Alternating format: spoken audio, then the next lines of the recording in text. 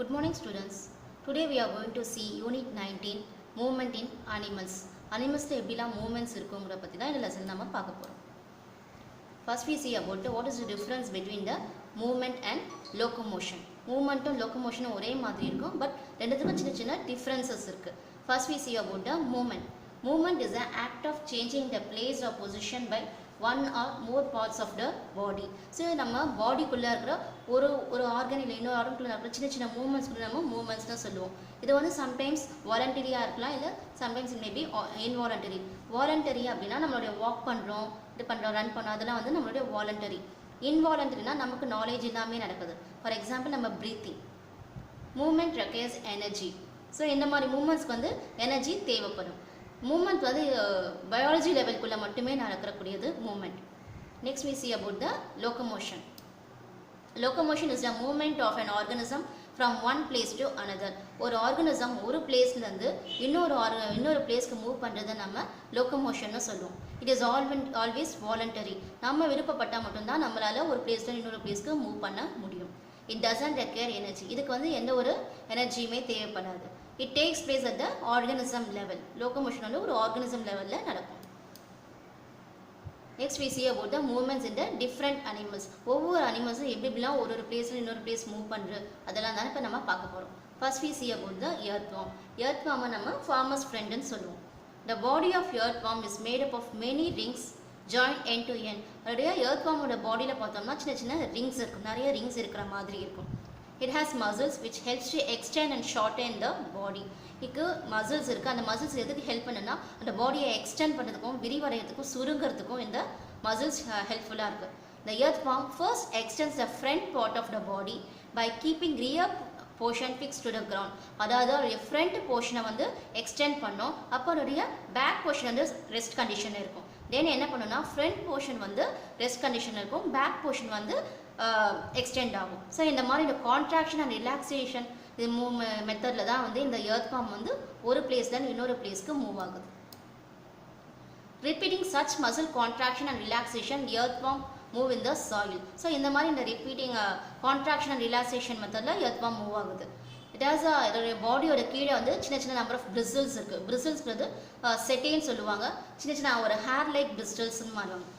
அது வந்து மசில்ஸோட கனெக்ட் ஆகிருக்கு. எதுக்கு அந்த பிரிசில்ஸ் இருக்குது அப்படின்னா இந்த கிரவுண்டோட அந்த பாடி வந்து கிரிப்பாக இதாகிறதுக்கு அந்த பிரிசில்ஸ் ஹெல்ப்ஃபுல்லாக இருக்குது.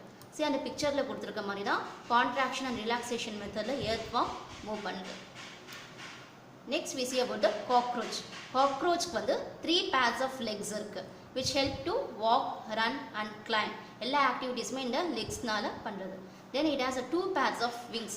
விங்ஸ் எதுக்காக இருக்குது அப்படின்னா காக்ரோச் ஃப்ளை ஆகிறதுக்கு இதாகும். Then large and strong muscles help in the movement of legs.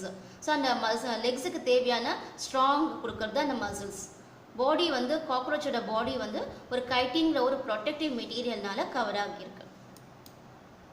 Next we see about the birds. Birds can walk on the ground and fly and some can swim. Some birds வந்து walk பண்ணவும் முடியும், fly பண்ணவும் முடியும். Some birds வந்து வாட்டரில் swim பண்ணவும் முடியும்.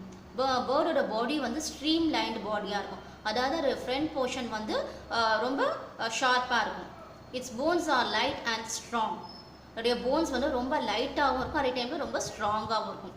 தே are hollow and have the space between them. So ஒரு போன்ஸ் நல்ல வந்து ஸ்ட்ராங்காகவும் இருக்கும், பட் அதுக்கு நடுவில் வந்து ஸ்பேஸ் இருக்கும். ஸோ அதனால தான் அது வெயிட்லெஸ்ஸாகவும் இருக்குது பட் ஸ்ட்ராங்காகவும் இருக்குது. The hind limbs of the birds are modified as claws. கிளாஸ்னா என்ன அப்படின்னா அந்த பேர்ட்ஸ்க்கோட லெக்ஸில் இருக்கிற அந்த பாதம் சொல்லுவோம் இல்லையா, அந்த பகுதியை தான் நம்ம கிளாஸ்னு சொல்லுவோம். அந்த லெக் போர்ஷனை கிளாஸ்னு சொல்லுவோம். ஸோ பேர்ட்ஸில் வந்து அந்த ஹைண்ட் லிம்பை வந்து கிளாஸாக கன்வெர்ட் ஆகிருக்கும் which help them to walk and to perch. Then the breast bones are modified as massive flight muscles help in the moving wings up and down. அதோடைய breast bones வந்து அந்த விங்ஸை move பண்ணுறதுக்கு up and down move பண்ணுறதுக்கு இந்த breast bones use ஆகுது. Birds have flight muscles and forelimbs are modified as wings. நம்ம already பார்த்தோம் hind limbs வந்து கிளாஸ் அதாவது லெக்காக கன்வெர்ட் ஆகிருக்கு.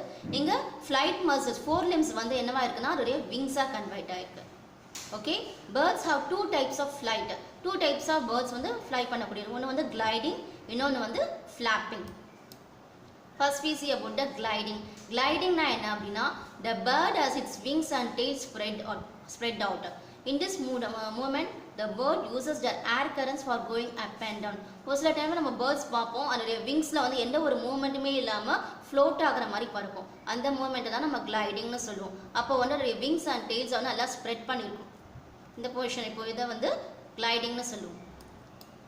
Next is flapping. ஃப்ளாப்பிங்னா அந்த பேர்ட்ஸ் வந்து அந்த விங்ஸை வந்து அப் அண்ட் டவுன் அதை இது பண்ணிகிட்டே பீட் பண்ணிகிட்டே போகிறத வந்து ஃப்ளாப்பிங் மூமெண்ட்னு சொல்லுவோம். Next is about the snake. Snake வந்து ஒரு லூப்பிங் மூமெண்ட்டில் ஒரு பிளேஸ்லேருந்து இன்னொரு பிளேஸ்க்கு மூவ் ஆகும். இந்த பாடியோட ஸ்னேக்கோட பாடியை பார்த்தீங்க அப்படின்னா லூப் அந்த மாதிரி அந்த யூ ஷேப்பில் பெண்ட் ஆகிருக்கு. அந்த மாதிரி மூமெண்ட்டில் இந்த ஸ்னேக் மூவ் ஆகும். The body of snake consists of a large number of vertebrae. When snake moves, it makes many loops on its sides. So அந்த snake மூவ் ஆகும்போது பின்னாடி ஒரு பாடியில் லூப்ஸ் ஃபார்ம் ஆகிட்டே இருக்கும்.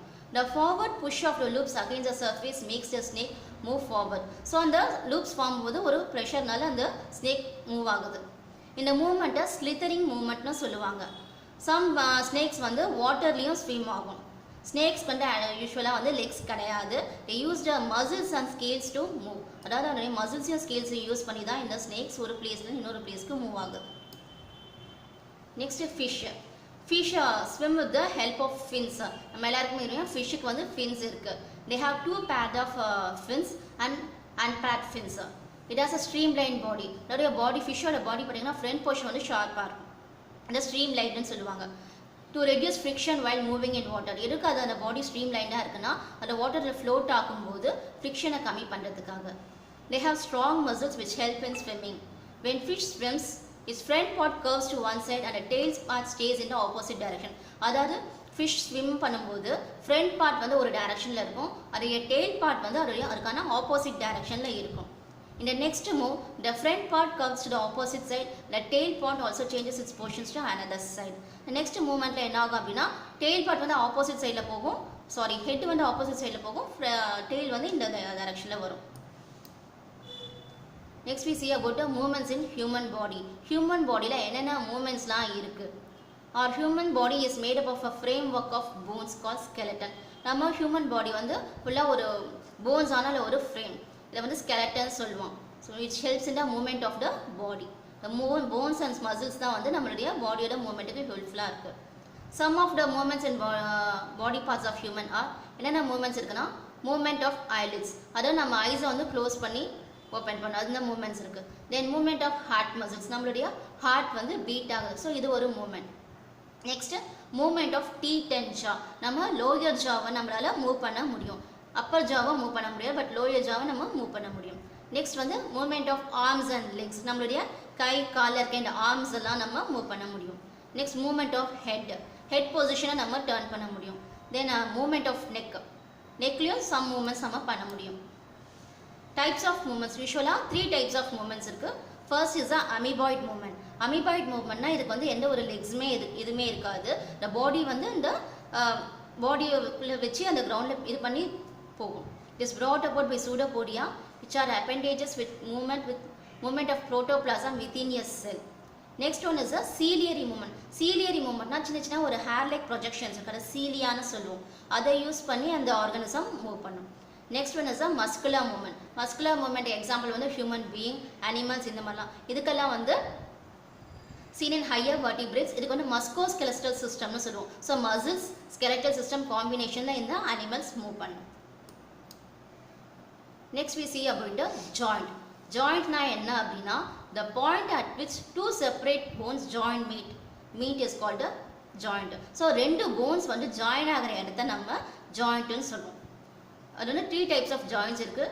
ஒன்று வந்து ஃபிக்ஸ் ஆர் இம்மூவபிள் ஜாயிண்ட். இந்த ஜாயின்ஸ் வந்து நம்மளால் மூவ் பண்ண முடியாது, அப்படி கான்ஸ்டன்டாக ஒரு ஃபிக்ஸட் பொசிஷனில் இருக்கும்.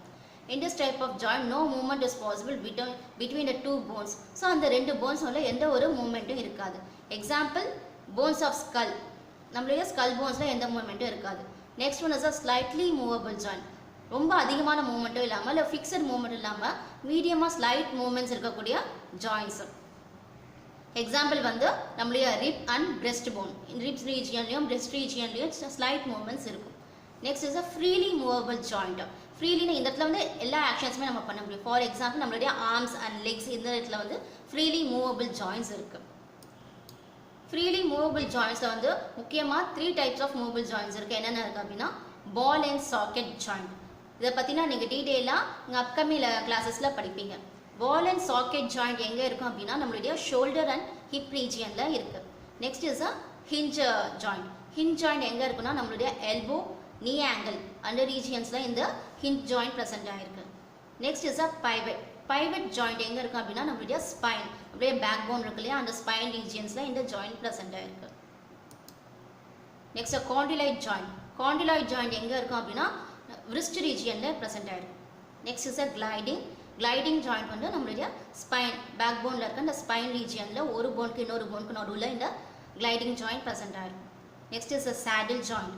சேடில் ஜாயிண்ட் வந்து நம்மளுடைய டம் ஃபிங்கர், ஷோல்டர், இன்னர் இயர் அந்த மாதிரி ரீஜியன்ஸில் இந்த ஜாயின்ஸ் ப்ரெசென்ட் ஆகிருக்கு. Next is a synovial joint. Synovial joint என்ன அப்படின்னா ரெண்டு போனுக்கு நடுவில் ப்ரெசென்ட் ஆகிருக்க ஒரு ஜாயிண்ட். அதில் வந்து ஒரு ஃப்ளூயிட் இருக்குது. அந்த ஃப்ளூயிடை வந்து டயாத்ரோசிஸ் ஜாயிண்ட்னு சொல்லுவோம். These are the most flexible type of joint between the bones. So இந்த joint தான் வந்து ரொம்ப ஃப்ளெக்சிபிளாக இருக்கக்கூடியும். Because the bones are not physically connected. ஏன்னா இந்த bones வந்து ஃபிசிக்கலாக connect ஆகிருக்கல and can move freely in relation to each other. இந்த சைனோவியல் ஜாயின்ஸில் வந்து லிகமெண்ட்ஸ் இருக்குது. லிகமெண்ட்ஸ் என்ன இருக்குன்னா கனெக்ட்ஸ் போன் டு போன். ஒரு போனே இன்னொரு போனே கனெக்ட் பண்ணுறதுக்கு இந்த லிகமெண்ட்ஸ் யூஸ்ஃபுல்லாக இருக்குது. தென் அந்த சைனோவியல் ஜாயிண்டில் சைனோவியல் ஃப்ளூயிட்னு இருக்குது. எதுக்கு அந்த ஃப்ளூயிட்னா to reduce friction between the articular cartilage இந்த ஜாயிண்ட். ஸோ அந்த ஜாயிண்ட் இருக்கக்கூடிய அந்த ஃப்ரிக்ஷன் நடக்கும்போது ஏற்படுற ஃப்ரிக்ஷன் எல்லாம் கம்மி பண்ணுறதுக்கு இந்த ஃப்ளூயிட் யூஸ் ஆகுது. நெக்ஸ்ட் ஆர்டிகுலர் கார்டிலேஜ் எதுக்காக இருக்குன்னா to absorb shock and prevent friction between the ends of the bones in joints. So அந்த போன்ஸ் நடுவில் நடக்கும்போது ஏற்படுற அந்த ஷாக்கை ப்ரிவென்ட் பண்ணுறதுக்கு இந்த கார்டிலேஜ் இருக்குது. Joint capsule. The fibrous capsule helps to strengthen the joint. இந்த joint capsule வந்து joint strengthen பண்றதுக்கு யூஸ்ஃபுல்லா இருக்கு. Thank you.